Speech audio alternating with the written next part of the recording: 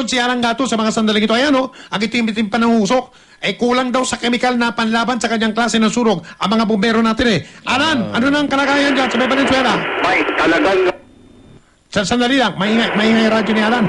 Ayan, yung mga bumbero nasa bubong pa Alan. Talagang kanya-kanyang pwesto pa ito mga kagawad ng pamatay sunog at talagang napakalaki pa ng apoy hanggang sa mga oras na ito at napakaitip pa rin ng usok.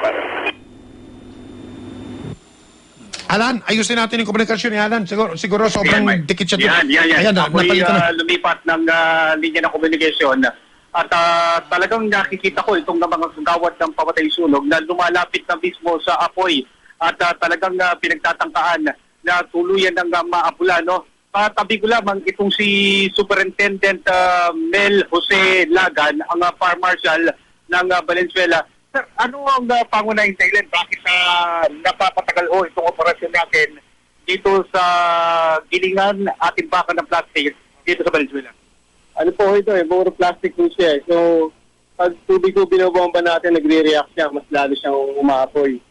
So, ang nangyayari ang ginawa natin sa kanya, kinuntahin muna natin siya sa isang space na hindi na makakadamay at doon na lang po natin siya tinitira. Alan, wala na bang chemical dyan? Wala na bang chemical? Ito. Ang pagkakaalam natin, pag ganyang klase ng sunog, may special na pampatay dyan Hindi ba sa tubig lang May special na klase ng chemical yata na ginagamit ang mga pamatay sunog. Superintendent, kanina nabanggit nyo, wala kayong nagamit na chemical dito sa pagpatay ng sunog na to? Wala po kami nagamit pero may information kami na may volunteer daw na nagbomba ng chemical pero hindi namin kumpirmado kasi hindi rin naman na-inform sa amin. Pero yung Valenzuela mismo, sa amin po wala ho. Wala ho kami chemical na naibuga rito. So wala po kayo nagamit kanina? Wala. Pero sir, sa ngayon, nananatili na lamang ito sa fire under control. Opo, under control po tayo. So parang hindi naman po siya masyado ng nakakabahala kasi na ho natin siya. Ikumpay natin sa isang lugar na lang. So wala na pong dapat ikabahala yung mga residente. Alan, isang tanong na. Okay, Alan, sorry. Bigay ko lamang. Isang taon na lang po, Superintendent, sa putong ito.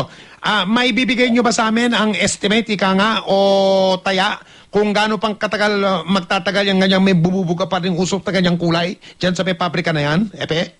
Sir, hindi na ho magtatagal to. Siguro hindi na tayo abuti ng mga isang oras. Ganon? Sandalin lang ho to kasi naiayos naman po natin sa isang lugar naman ho siya. Dire-diretso lang yung apoy kasi puro plastic ho siya. Ganon. Sige po. Yung ba sa ibang mga fire district, alam nyo ba kung meron sila mga chemical para sa ganyang klase ng mga sunog? Dapat po meron sila kasi requirement ho ng fire code natin yan na lahat ng mga industriya na may mga chemical na ginagamit, dapat po meron silang pamatay sunog na para din sa mga chemical na kung ano meron sila. Sino ang dapat meron ganon? Yung pabrika, yung establishmento o yung mga bumbero o pareho?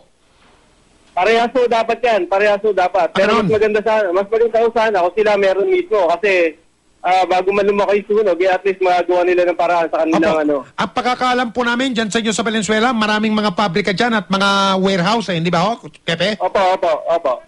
Sana ma-supplyan din kayo ng mga chemical para hindi magtatagal yung ganyang klase ng sunod. Baka maging mabuti na lang, walang ibang nadamay. Sige, salamat po sa impormasyon na yan, Pepe. Marami pong good luck na lang po sa operation.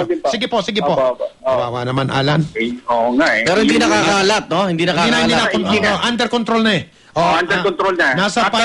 Nasa fire code pala yan. Yung mga lugar na may ganyang klase, mga factory, mga pagawan, mga establishmento, mga warehouse, dapat pala merong espesyal na klase ng pampatay sa mga apoy na mga chemical. Nasa batas pala yan, nasa fire code. Alan. Pero hindi sila nasusuplayan. Ayan, sana lang nabibigay sana, naisusuply sana yung ganitong klase ng chemical. Pakinggan natin yung sa Lunes, baka sakali. Okay. At sa kayo nga, patuloy pa rin na nagliliyab yung ilang mga bahagi dito sa bahagi ng Valenzuela dahil na rin sa nasusunog na mga plastic. Anyo Kapuso Alang Gatos ng GMA Super Radio, DCW. Alas 8:58 po ang ating oras.